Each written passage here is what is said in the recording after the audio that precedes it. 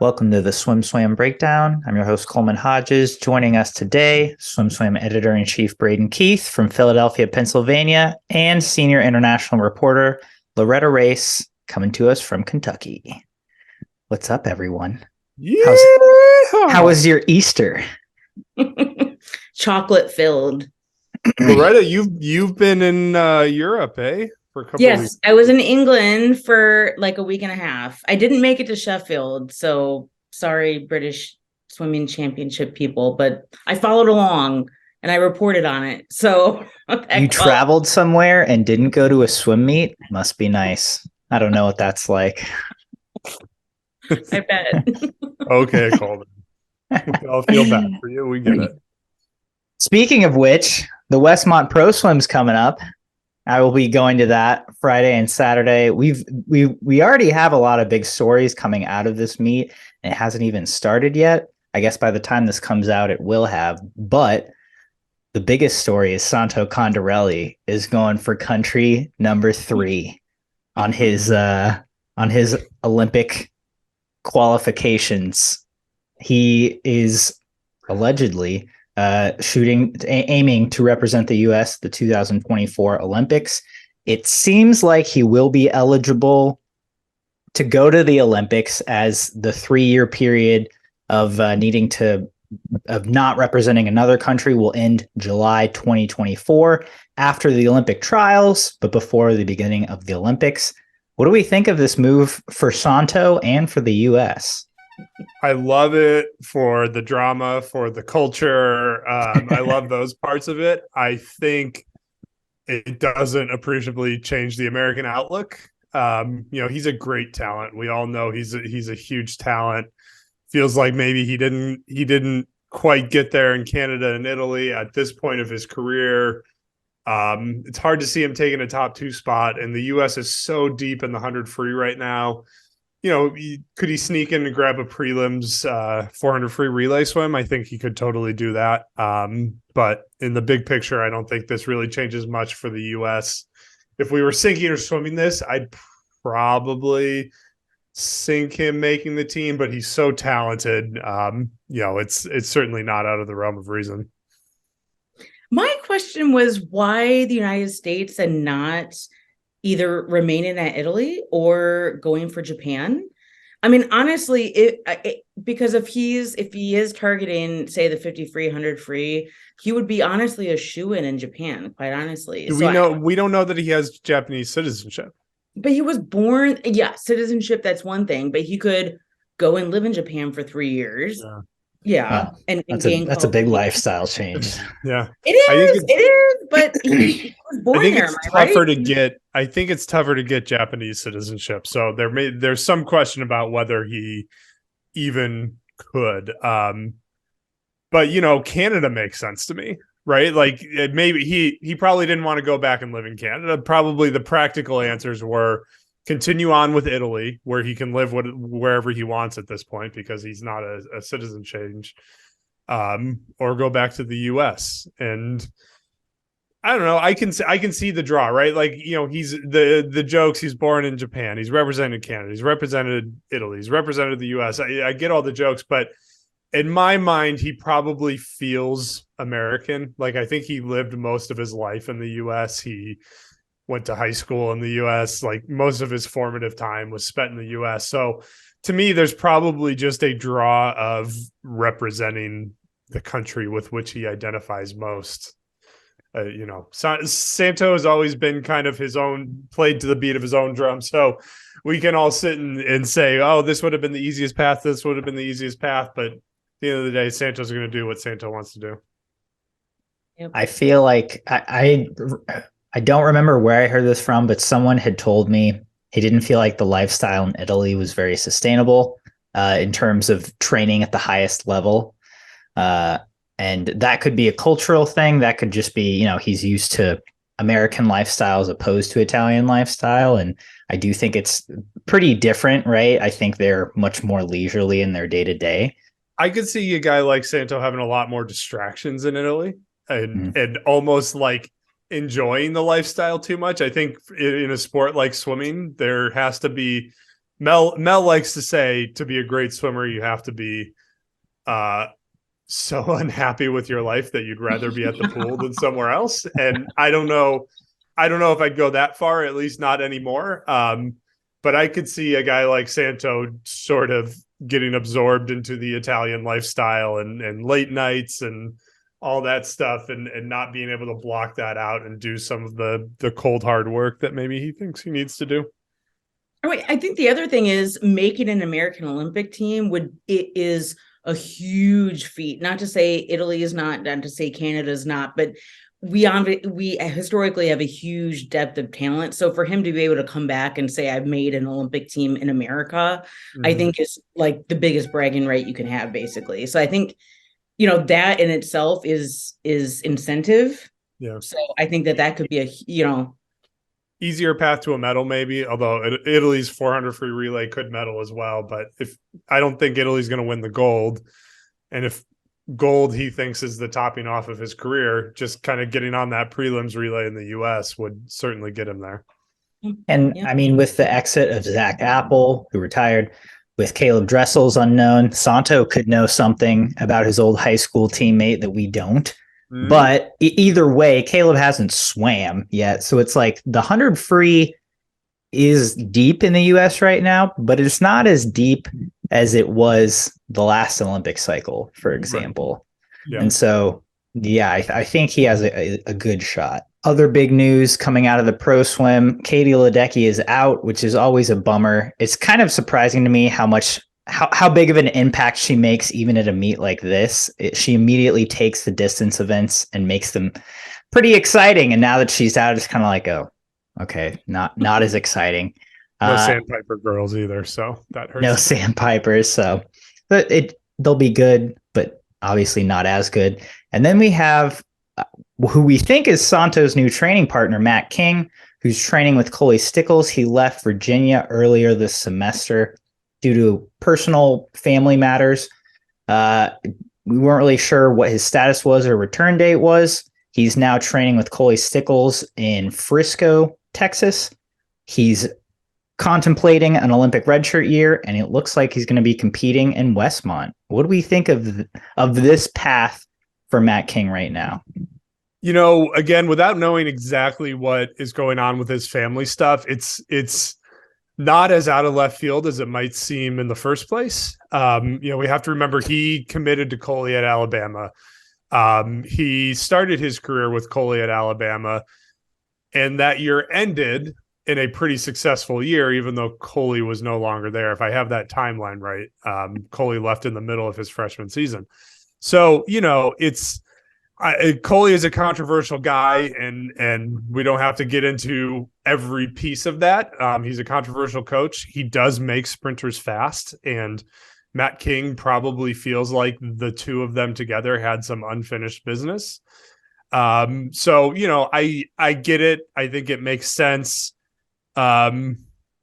If I'm him, in terms of an Olympic red shirt, I keep going back to the fact that like Coley's two pros going into the Tokyo Olympic trials both retired a few months before trials. And I'd look at that and want some kind of a really good explanation for why that happened and how we were going to keep that from happening again this time. But other than that, I think it makes sense. He was doing okay at Virginia. He was doing pretty good at Virginia.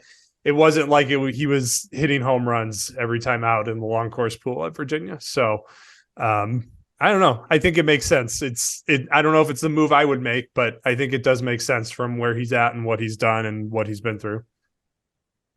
I mean, for me, when I was looking up rivals to potential Santo Condorelli, 50 free, 100 free, I was looking at, okay, Matt King's name kept coming up. Won 2022 Nats. So I feel like he knows what's best for him and knows where he's going to have his talent thrive. So honestly, I don't think it's really up to us, honestly, to question what he feels is best for his career. And he is one of the up and coming sprinters in US, and he's closer than people think, right? Yeah. I mean, so I think he is just following his calling, so to speak, and is going to where he thinks is going to put him in that right trajectory for the Olympic trials. when I talk to the Virginia coaches, and specifically Todd DeSorbo, it's not entirely clear to me that they have a good handle on what Matt's going to do or not do. And I can't say, they didn't say, oh, Matt's not welcome back at the program, because that absolutely wasn't said. So I don't want to give that impression. But I did get the sense that, like, hey, Matt has his plan, and but he hasn't necessarily discussed that plan with Virginia in terms of returning or not returning. So whether or not there's a spot there, I think is a conversation he may still have to have with the folks in Charlottesville. Yeah, and that kind of makes sense to me when you kind of all see this, because obviously we don't know what family matters were occurring, but he, as Loretta mentioned, he won nationals last summer. He was 48 low in the 100 free. He was 21 in the 50 free. Like, he had a really good kind of breakout meet. And this fall, it seemed like, okay, he's going to carry that momentum. Things seem to be going well at Virginia. So to completely pivot to a different training environment, a very different training environment than a college team, training with a smaller pro group, it strikes me as kind of odd. And I'm going to echo Braden. Like, I don't know if it's the decision I would make, but if he feels like that's what's going to help him take the next step, then I hope he's right, because he seemed to be doing really well his first 2 collegiate seasons. And, for Team USA, we want to see those improvements keep coming. And, we still, again, this is a theme that I feel like we've had through the years on this podcast. In the US, we haven't in general seen small pro groups or small pro groups not affiliated with colleges, or, to really put a bow on it, small pro groups made up of swimmers who didn't go to the college they're affiliated with. Like, we haven't just seen that work out. We've tried it several times in this country, and it hasn't been great. There's lots and lots of examples, and I don't want anybody to feel like I'm calling them out, but I just think that's not the culture people are used to here in the US, and it just doesn't work out all that often. Well, and I think part of that is, especially as you were saying, there's no infrastructure behind them. It's like Dave Marsh's pro group at SwimMac kind of worked because there was a huge infrastructure of the club team behind it, right? But it's like that's probably the best example. Right. Like when we saw Marsh's pro group in San Diego that didn't end up having that college behind it, not as successful at the Olympic stage, and so it'll be interesting to see how this goes for sure. Moving outside the US, we had British trials. We had the Japan Open, which served as the Japanese trials for this upcoming Fukuoka World Championships. Let's start with Britain. They announced their 29 strong roster for Fukuoka today. What do we think of the lineup and what we saw from the British trials? There were some standout swims, and there were a lot of swims that didn't make the qualifying cuts, but the swimmers were ultimately named to the team pretty justly. In that Venn diagram, there's a lot of overlap of outstanding swims that also didn't make the cut. Right.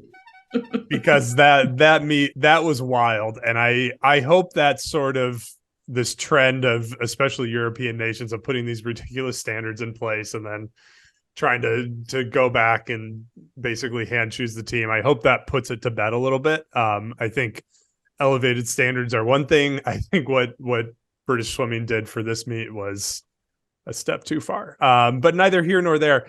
There were definitely some disappointments. No Adam Peaty racing is the most obvious one. Luke Greenbank, who's been kind of the backstroker for the British team for a few years now, not making the team is another one. And I think it would be easy to let that, and this is my biggest problem with the way they handled the selections, is that there were some really exciting stories at this meet, like Matt Richards in the 200 free. Having another 144 on that team is ridiculous. And like, nobody's going to remember that. Everybody's going to remember it as the meet where nobody hit the time standards. And it feels like one of those things to me that in swimming, there's a lot of administrators that seem to make their decisions based on the understanding that there are never going to be any fans in swimming. Like, nobody's going to have interest in coming to the meets. because they wouldn't make decisions like this if they thought they were actually going to sell a lot of tickets and make some money off of the selection trials. And it just sort of takes the energy out of the room. So, I Can think you imagine if U.S. Olympic trials was like, yeah, people are going to swim, but the team doesn't get selected until like actually after, and it's based on our decision, not we wouldn't need a football placement. stadium. We need a high school gym. But so it's, there's some good things. Anna Hopkins had a good meet, or no, Frey Anderson had a good meet, right? There were other good things. Just it feels like so much of it was overshadowed by the selection snafu. Yeah, I think regarding the selection snafu, I would say if I were a British swimmer ongoing, I would so they have the British automatic qualifying standard in their selection policy, and then they have the consideration standard. Ongoing, if I were a British swimmer, I would just try to shoot for the consideration standard and hope for the best, because they had so many discretionary picks and there were only, I don't know, 7 or 8, maybe. I don't even know if there were that many in my post of actual automatic qualifiers. So they're going to pick their own team anyway. So I would honestly try to swim, pretty solidly during the year and then just try to hit a consideration time. And then my spot would probably be sealed. But Matt Richards, I totally agree with Braden. He became not just the first British man, but the first man ever to get sub 22 in the 50, sub 145 in the 200, and then sub 48 in the 100, which is humongous, let alone for British swimming. So that in itself was a humongous feat. Dean was on his game. He was 144 high, in the 200 free, was 156 in the 200 IM, beat Duncan Scott. Duncan looked a little bit off in his 200. He was 145. I think he got 4th. So definitely not alarming, but he didn't get first. He's Olympic silver medalist, but still made it in the 2 IM.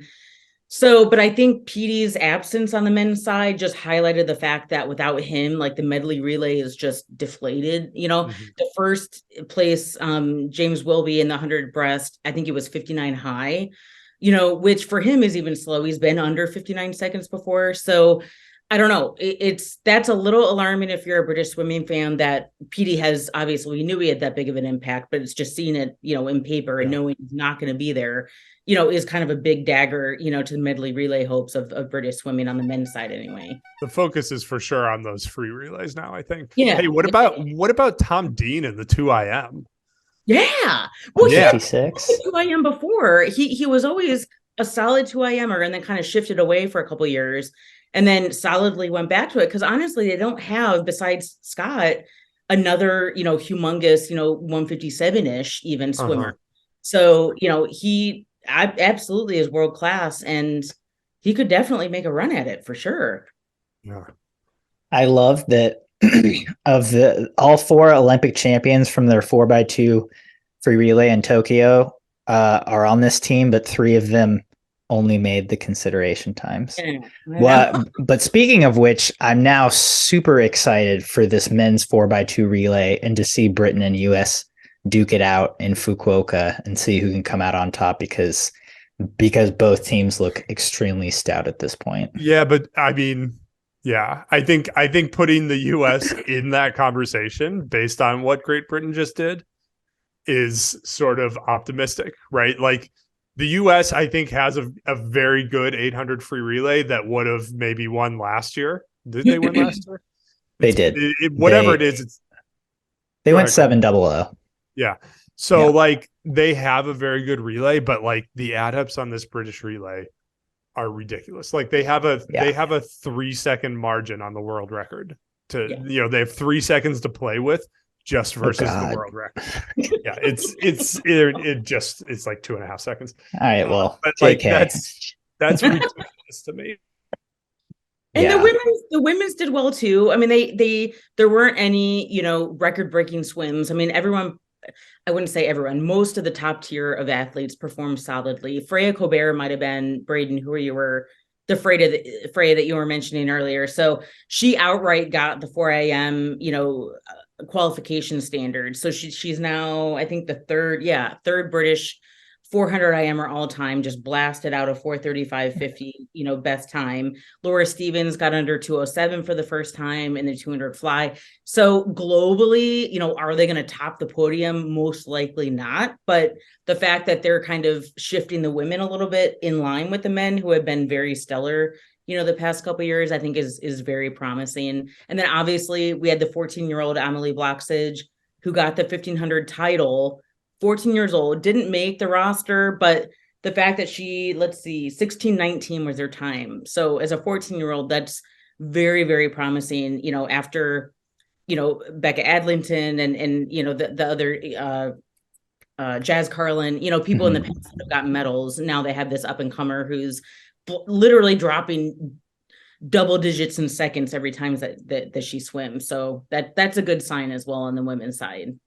And I think her missing the roster is okay. I think her going to a junior meet is probably the right move for this year anyway. Sure. It's so sad to me that Freya Colbert, who's also a teenager, went this really fast time in the 400 IM, and it's 10 seconds slower than the teenage world record that just got set a week ago. But it's like, yeah, she could still medal, but I mean, that's kind of her ceiling. Yeah.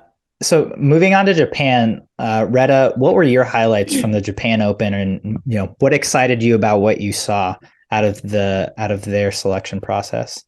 Yeah, so I thought there would be not a world record, but I thought there would at least be more national records that bit the dust. But I think it's also kind of a factor that in December they had the Japan Open, which wasn't too far, before this meet, even though this one was the qualification one. And Japan did not quite as stiff as Great Britain, but they did have their own qualification standards that actually equaled the Paris World Aquatics A cuts. So they weren't, the standard Fukuoka A standards. They were a little bit faster, but Katsuo Matsumoto did win 3 titles on the men's side, which is great for him. So he's made strides in his 100 fly.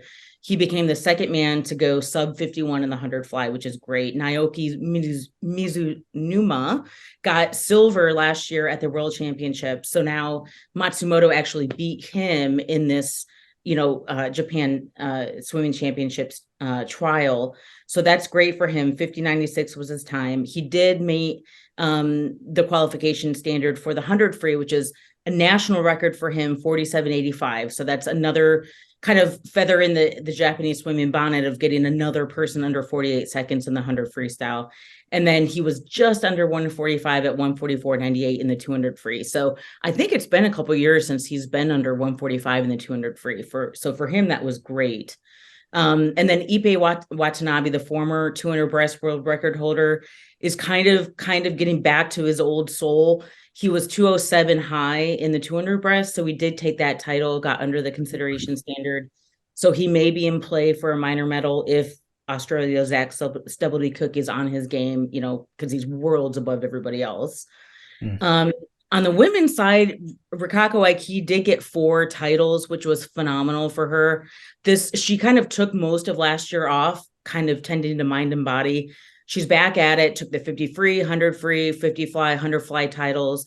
Her 50 fly of 25.59 was, I think, her second best since returning to racing after leukemia, spending most of 2019 in the hospital. So that's phenomenal for her. And then we had 16-year-old Mio Narita, who beat actually Yui Ohashi, the double Olympic champion. She beat her in the 200 IM. So that is extra confidence boost. Again, you were saying Summer, McIntosh is kind of worlds above everybody else, but, there's another teenager that could kind of, put the damper on the parade for some of the other, world mainstays in the 200 IM. And she also qualified in the 400 IM as well. So that 200 IM is going to be ridiculous this summer.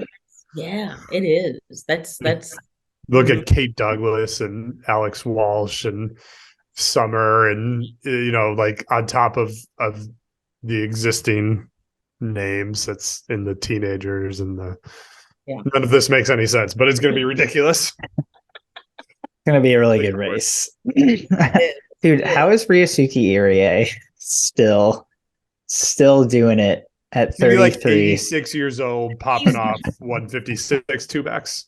But that was one of my thumbs down for Japanese was I was surprised that he was entered in the 200 back and then dropped it. And I was really bummed about that because he's ranked fifth in the world right now. He swam his first 200 back in like a year earlier this year, and he's 156, totally world class. And that's the top Japanese time. He would have won this, swimming championships. But so he must just be focusing on the 100 back. Fair enough. That's great. But he still has it in him. So how have they not found another backstroker that can beat him? That's what's crazy to me. I know. I can't name another backstroker from Japan. Well, okay. Ever, right? Because if I had it written down, I would know it. But it was the dude that got second it was either World Junior Championships or World Junior Pan Packs. He won it. So he's kind of, there's like top two and then there's like the rest of the world. He's kind of in that big pack. They had the dude who was really good at the 50 back that trained at Michigan for a while. Oh, Junya Koga. Yeah. He was there. Yeah. And he got like sixth. Yeah. So he's like 100 years old now. Yeah, he's also old. Yeah. Him and Bruno and whoever else is old. Oh gosh. Loretta, I like your artwork. I just noticed that behind your head. Oh, my dad made that. Yeah. Thank you. He carved that? Yeah, it's like a molding. He's a chemist and they just played around with crap on their own time. That's super cool. Just for fun. That's awesome. All right. We also had the prestigious Romanian Nationals. Ooh, big meet. This is actually an exciting meet. There was a lot of good stuff happening in Romania. Yeah. I mean, I feel like David Popovich has really upped the whole country's game. I mean, I don't know any of the other swims that happened, but maybe you guys can talk about them. I mean, they're not worth necessarily talking about on this podcast, but they broke some national records. Name one. Name one right now. I don't remember the names, even though I wrote it. The female 100 breaststroker broke a national record. They broke some records by they had some pretty big drops to break some national records, including people out of his training group in Bucharest. So that was cool. What's the question? Will he perform again this summer? That's what my notes say. The question is about David Popovich. Yeah. And what does this indicate for this summer for David? I always have this thought when you read the follow-ups to like a teenager who does something great, right? Interviews are always, we changed this, we tweaked this to try to get better. And I have been a swim coach. I've never coached a swimmer of David Popovich's level. I'm going to put that out there. I've never coached a world record holding swimmer. In case anybody was uncertain about my resume. I always wonder when you get a kid like this who just crushes things at 18, how you have that conversation, because if you repeat the same thing over again and he just turns 19 and then turns 20 until at least maybe 21 or 22, it seems like you could just repeat the same cycle again and he would continue to drop time. Like that's the way it should work. And I know it doesn't always work that way, but like, I always wonder when he comes back and says, I tried a straight arm stroke. I tried, I really want to train for the distance events. I wonder as a coach, how you balance, because big talents like him can get bored too, right? Like they can get over swimming. That may be part of what we're seeing with Caleb, especially sprinters, right? I feel they've got more of that, like, I need new and different stimuli sort of bug in them. And so I always wonder how you have those conversations. You sit David down as a coach and you say, David, all you have to do is grow for another year. All you have to do is continue to lift weights for another year and continue to train for another year, and you'll break the world record again. But then you come out of it saying, no, we need to change your stroke technique. We need to do more volume. We need to do this and that. And it's such a wild thing because there's not a roadmap for training teenage world record holders, especially on the men's side, right? Like it doesn't happen often enough. There's no like correlations there, right? Like people change things and sometimes it works and sometimes it doesn't, but everybody's convinced that they made the right decision anyway, even though we know just by the nature of the sport. We can't say definitively who would have been better or less good doing something else. But it's like an embarrassment of riches, kind of. Like you can change things and pretend like you're a genius because he just got older and bigger and stronger, just because that's what 18-year-old men do. But I don't know how you wrap your head around that challenge. Yeah. I mean, for me, Kyle Chalmers of Australia, okay, he didn't break the world record, but obviously won Olympic gold as a teenager. And we've seen him since kind of change a little bit in terms of focusing on the 100 fly a little bit more. He's even swum the 800 free at a couple of races. So I think Popovich is almost, not emulating that, but experimenting a little bit. We saw him obviously swim the fly with the back this weekend. And I think the 400 free, this isn't the first time that we've seen him swim that. So I do think, it is experimentation. I think it is kind of feeling out what you can apply from one race to another and what can feed, your training from one event to a different event. And also, like you said, kind of just negating any sort of boredom that would come into play with sprint training. So I'm really excited if Popovich continues with the 100 fly. For me personally, I feel like that is, a bubbling, kind of event for him. I feel like he could really make some major strides in that. And maybe it's because I've seen Chalmers improve so much in his 100 fly, but I feel like that could be, kind of an offshoot for him that I think could potentially be, something that he could really kind of knock down the world rankings in the near future. Actually, not that far away, actually. And reading between the lines of what he's been saying, it's clear that in David's mind right now, and we know David has been confident in himself from a young age.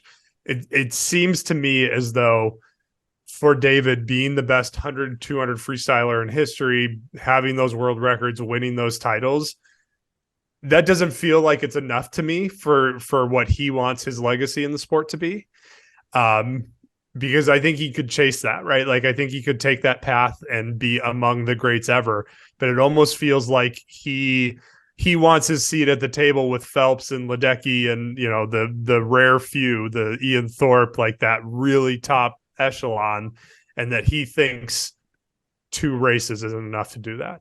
It's like he feels like he needs a 3rd race at least. Yeah. Well, it's almost like Milak with his 200 fly, right? I mean, he's so worlds above everybody else that I feel like he in his mind he needs that 100 fly almost as like an extra marker on his. It's like he didn't get enough credit until he was good in the 100 and the 100 free even. Yeah, even though he just destroyed Michael Phelps' world record over and over again. I mean, going back to the mentality of it, I really like that he has a young coach, because I think young coaches are going to be a lot more open to trying new things instead of being more stuck in their ways. And I think, we've seen this at Virginia where they swim off events at conference meets, where they swim the events. Their coaches encourage them to swim the events that excite them. I think that just makes whatever events less stale, right? Like swimming off events at a meet he qualified for the Olympics at, but it's also not a huge pressure meet. Like, it's a good thing. It keeps things fresh. It doesn't put too much pressure on him in those certain events. He doesn't fixate on them so much that he's thinking about them all the time. Other events. Right. Yeah, that helps. Yeah. It would be super fun to see him swim the 100 fly in Paris next year, especially because I think it comes after the 100 and 200 free as like a bonus event. It's like if he wins a 3rd medal, yeah, his that affects his legacy for sure. Mm-hmm. Well, that's our news for the week. So now let's play some Sink or Swim. And speaking of legacies, first up today on Sink or Swim, Leon Marchand, arguably the world's best swimmer at this moment, is going to be racing in Wesmont. Do you think he will register a time in any of his events that is truly eye-popping? I will let you define that for yourself. I'm not saying world record, but a time that will make you look like Braden does right now. Absolutely. I don't think he's going to break a world record, but what we saw from him in the NCAA season is that he can go fast lots and lots of times over and over again. I wouldn't be surprised if we saw like 406, 155, which would make my eyes pop, especially in April. That's eye-popping. 2 weeks after NCAA's. That's eye-popping. Yeah. So I am swimming in eye-pop. I mean, what's eye-pop? I think even a 407 in the 4 IM in April. Sub 410, I would say, is like. Yeah, I don't know. 409 isn't what it used to be. Yeah. Well, You're right. There was true. Cito did 407 at Japanese championships. Yeah. Just there was a time when 409 was like winning world championships, but that went away real quick. Oh, yeah. So I'm Cito did 407 like a week ago, last week. What? Dia swam 407 last week. Yeah. He was 156. Yeah. Read the news, Coleman. God, yeah. That is I was bad. like, are you asking me that? Literally? Sorry, like, yeah. It did kind of get lost in the wash a little bit. Yeah. It did. No, it did. But I'm swimming it because it's him. I mean, it's Marchand. He's, like you said, basically the world's best swimmer at this point. Also the most versatile. So nothing would shock me at this point. So I would be stupid, quite honestly, to sink it. Yeah. I could see a 207 low in the two breast. Oh, gosh. Wow. And with that, I'm going to sink it. Oh, Coleman. I think he's tired. I think, look, college teams train long course all year round. They say it all the time. We do long course 3 times a week. Yeah. I think it'll take him a little bit to find his long course rhythm. I think he just had the meat of his life at NCAA's. And I think it's just going to take him a little bit. I think he's going to break world records this summer. I think he's going to win world titles, but I don't think he's going to be quite eye-popping in Westmont. He has to prove that he can do it in long course, Coleman. He's got to prove it. He's swimming in a bathtub. So dumb. I got a tweet. Somebody tweeted that at me, and I was like, he was the world champion in both IM this summer. Like, dude. what are you waiting for? The 4 IM record, people. So yeah, I mean, I do not submit to that line of thinking whatsoever. I just think it'll take him a while to get back there. You should invite one of the Australians on the podcast and just spend 45 minutes arguing over. Why do you hate us? Why do you hate bathtubs?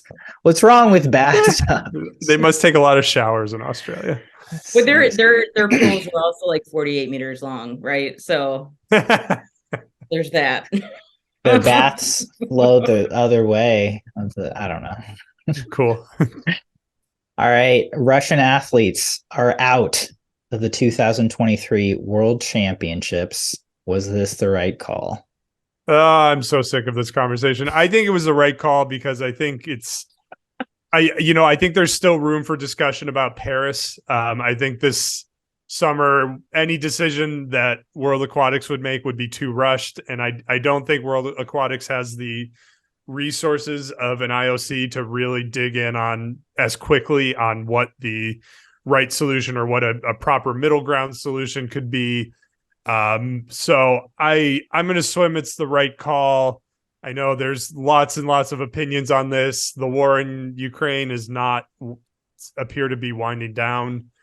So I don't know. I'm honestly surprised they made this call. I got to say, I'm surprised that they aren't even giving the commission an opportunity to find a path back to Worlds this summer for Russia and Belarus. The fact that they're holding that meeting basically in July when it's too late to welcome them back this year is surprising to me. Whichever way the decision went, I would have thought, given the World Aquatics, formerly FINA, relationship with Russia in the big picture, that they would have given that commission an opportunity to allow Russian athletes back in this summer. So so can they swim under like the Olympic committee or whatever that, you know what I mean? What they did for that one, no, not unless somebody like defected to the US and got refugee status or, I think if something like that happened, that would be treated like refugees from any other country, which may involve the refugee team, but there was nothing obvious. Okay. I'm just going to swim it because I feel like nothing, honestly, in the global picture has really changed that much to sway it to enable them to compete. So for that reason, I would say it's the right call at this point. Yeah, I mean, like, why, again, we come back to this, regardless of what side you sit on of this issue, what would have kept them out last year that all of a sudden we'd allow them in? It's not like there's been less evidence of human rights violations, or, it's not like they've given background to Ukraine. Like, nothing positive has happened since the last time they kept them out. So any change in decision, I think, would be viewed as purely political, which is probably not good for anybody. Agreed. Yeah, I'm swimming it for the aforementioned reasons. So next up, Daniel Diehl, number one athlete in the class of 2024, announced his verbal commitment to NC State. Do we see the NC State men winning an NCAA team title during Daniel Diehl's tenure in Raleigh? All right, I'm going to start this way.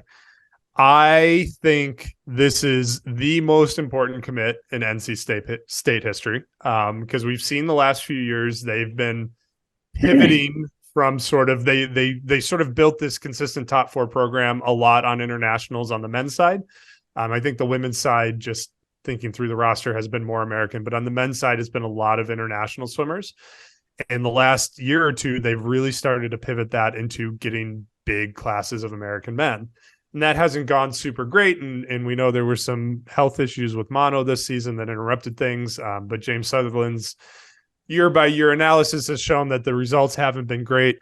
But Daniel Diehl is sort of a perfect recruit for what NC State is good at, I think. He's from a rural area. It's an ag school, so I think culturally there's some good fit. But also he's a backstroker. He's a very good backstroker. He comes in very good already. So it's some fine tuning. You're not creating anything from scratch or trying to get anybody over any humps. He's basically there. So I think this is a huge opportunity for them to really chase NCAA titles. That being said, I'm gonna swim it, right? I think we were talking about them as potential NCAA title contenders before this. And I'm gonna swim it because I think other guys are gonna go there and join this.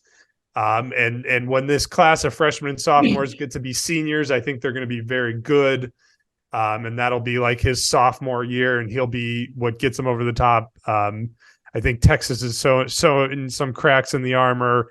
Cal is obviously still very good. Arizona, there's a lot of teams. I think we're entering a golden era for the men's team battle, where we're going to see these awesome team races every year. If Arizona State has good classes coming in, and you have to assume that's going to continue after Paris when Leon wins a bunch of gold medals. So I think I'm going to swim it. I don't think they're going to win like 4 titles while Daniel Diehl is there, but I think they will be able to break through because he is just stupid good. I'm thinking it only because I feel like Cal and Texas aren't going anywhere. Yeah, like you said, they might be showing a few chinks in the armor, but I think they're such powerhouses that to take them down would be just earth-shattering. And then ASU, as you mentioned, is on a humongous trajectory, not going to be slowing down anytime soon. So I just feel like if he's coming in, you're basically saying, okay, at least by a senior year, they would win a championship. It's plausible, but I don't think it's probable. So I'm thinking that. You know what? Braden inspired me. I'm going to swim it. I think once Leon leaves Arizona State, if they don't have another complete stud, they're obviously doing really well at developing the guys they bring in. But Grant House is leaving, and he's been, the grandparent of the team. He's been kind of the staple of their culture rebuild. If they don't have another guy like Leon, he's just gonna he means too much to them points wise.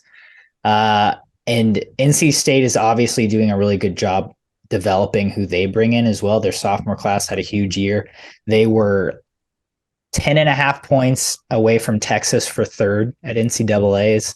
They were, 100 points behind Cal for first. But I think that if they keep doing what they do, and like you said, he's kind of the prototypical backstroker, IMer who can also be a really good relay piece on their freestyle relays. Yeah, I think they can win a title. I think if the chips fall right, that'd be really cool to see, and I'm going to bank for it. Sink or swim, the 25K being removed from World Championship lineups moving forward. Swim. I mean, it's one of the few cases where I think World Aquatics hit the nail on the head. People were losing interest in it. It was an expensive race to put on. If that's important to the open water swimming community, then they need to go back to having standalone open water championships, which were a thing for a while. Like, have a 25K world championship, host that, fund it, do whatever you got to do. You know, I think we saw last year there was some issues with getting all of the open water races in with just like weather. And that's part of the nature of the beast of open water swimming, is you can't put a roof over it. So that makes it tricky. You know, it didn't feel like competitive enough to me as an event, which is, you know, not to say that necessarily high diving, for example, has the same problem, right? It's the same 10 people who are absolutely out of their gourds doing something that very few people in the world want to do. High diving is more entertaining, right? Like there's a spectator interest in watching people dive from 27 meters. Nobody was showing up to watch the 25K. So it just had a lot. Nobody wanted to swim it. Nobody wanted to watch it. I hate that it sort of limits Ana Marcela Cunha's legacy and ability to like take her legacy over the top as she's probably the greatest female open water swimmer anyway of all time, but like putting herself in untouchable territory, it hurts her chase to do that. But like outside of that narrative, I don't think anybody's going to miss it.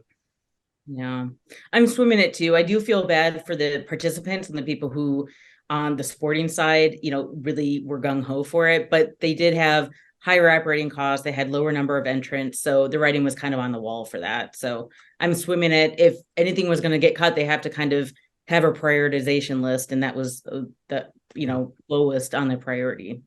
We can't sit here and ask for modernization of the sport and then be upset when you cut a race that really doesn't achieve any of the bigger goals of the sport, I don't think. Yeah, that's a pretty easy swim. It cracked me up that the commenters were so salty about it, but it's like, I guess these are the 10 people that tune in to watch the 25K at World Champs. They don't. I'm certain they don't. Some people just like hate change, right? And some people love the idea of distance swimming, and they were distance swimmers, so they hate anytime distance swimmers lose a thing. But again, like even the distance swimmers didn't really want to do the 25K. And speaking of change in distance swimming, obviously Summer McIntosh broke Ariarne Titmus's 400 free world record last week, or the week before, whenever it was. Ariarne reacted to that. She said, you know, it's good to kind of build a little fire in her belly heading into Worlds and Olympics this year. Do you think this is a good place to be, you know, roughly 16 months out from an Olympic Games? Your world record gets broken this far out from a world champs, from an Olympics. Do you think this is a positive? Oh, hell yeah. I swim the hell out of this. The timing couldn't have been more perfect, right? Like 16 months is really like the make or break moment for a middle distance swimmer going into the Olympics, where you've got to decide if you're going for it. You know, it was such an emotional chase of Katie Ledecky in Tokyo, I think, partially because she's Katie Ledecky, and then all the other layers of COVID and all those other things. And like a lot of swimmers, it seemed in the year or two after, like maybe Titmus's focus on the sport was waning, not for any reason other than she was skipping meets, right? She wasn't going to all the meets. She was like a lot of swimmers, and that's totally fair. But after such an emotional high, anybody who's ever played sports at any level knows that after you chase something so competitive and get it, there can be a letdown. For no other reason than like you feel like you succeeded. And that's a good thing, right? Like we as humans want to accomplish things, and you've accomplished the thing that you wanted to do. And I can totally appreciate that that's good enough. But to me, this gives her something else to chase. It gives her another rabbit. And with the intensity of her coach, I think having that outlet works for their social dynamic, probably. Just, armchair psychologist, which we like to play on this podcast. Well, I mean, we know that he used Katie Ledecky as motivation for her. Exactly. And now it's summer. Now there's summer. Whether I'll be interested to hear whether he paints Ariarne as the favorite who's being chased by McIntosh, or if they paint her internally as the favorite that Ariarne has to chase. Did that make any sense? I think it made sense. So that will be sort of a fascinating dynamic, but I think having an outlet for Dean's emotional intensity is probably a good thing. So I'm swimming this all day, every day. I think it's great for everybody, but I think it's really great for Titmus. Yeah, I totally agree. I swim it, and nothing can ever take away the fact that Titmus took a world record away from Ledecky. So she always has that, in her just, in her chest of motivation. So she always has that, like, I beat the best of the best, so I can do it again, so to speak. Now it just happens to be Summer as opposed to Katie. And it's not like, Summer dropped the record by like 3 seconds. I mean, it's still, within tenths, it's still totally achievable. And I do think paired with Dean Boxall's just intensity, and he does focus on the competition, and not on like a personal level, but just like that's the best in the world right now. And so that's what you need to achieve if you want to get the gold medal. And Summer doesn't show any signs of slowing down. So I do think it is the rabbit to chase. And I think the timing is perfect. I don't think it's going to happen at World Championships, but I think it's enough time mentally to get that in your head and have that be, your goal for Paris 2024. And I think that is what's going to happen. I think Titmus is going to be right there with her, and I'm not counting her out at all. And I think this is perfect timing. I'm not convinced. I think heading into Tokyo, Ariarne had beaten Katie Ledecky head to head, and she had that confidence knowing that she could do it. She was also the best in the world from 2019 to 2021. And I think no matter, she's taken time away from the sport after winning, which I think is great. She seems to be kind of easing back into it. But knowing that you're historically on the older side of your career, you might be past your prime. Ledecky went her best time in Rio, hasn't done it since in the 400 free. Kind of knowing that trajectory and knowing that Ariarne has already gone really, really fast in that, I think this might motivate her in training. And I think it might be a good thing there. But when it comes down to the race, I'm going to be really interested to see how the 400 free goes at Worlds this summer, especially if the three of them are head to head. Because I think if Summer wins, I think this will be a negative for Ariarne heading into Paris, because if she doesn't have the confidence of knowing she can win in that race and knowing that how fast Summer can go, I think it will ultimately weigh on her more than it will motivate her. So let me ask you this. Do you think whoever wins Worlds this summer wins the Paris race? No, not necessarily. No. It's too early. Yeah. But I do think if it's still those three, if are we writing whatever off result Ledecky happes, are we saying I'm not Ledecky's, she doesn't have a spot? I mean, that's why I'm saying no, because it's like something could happen in this, and then in a year, if it's still these three, I'm probably going to say Summer. Mm-hmm. But Summer, you have to, right? Like if it's still these three, right? The smart money is Summer. Yeah. It's not like rocket science, right? She's the world record holder and she's the youngest of the three. It doesn't take a lot to put those puzzle pieces together. Yeah, and I'm not weighing out Ledecky or Titmus because they've both been there. They've both won an Olympic medal in this event. But I think Summer knowing certainly that didn't shirk at Worlds. She had no problem handling that stage. yeah, and I mean she's been in an Olympic final with both of them and got fourth. So yeah. I think she's going to be in their head by the time we get to Paris. But we'll see. That's our news for the week. Tune in every week to the SwimSwam Breakdown for your week's news in swimming.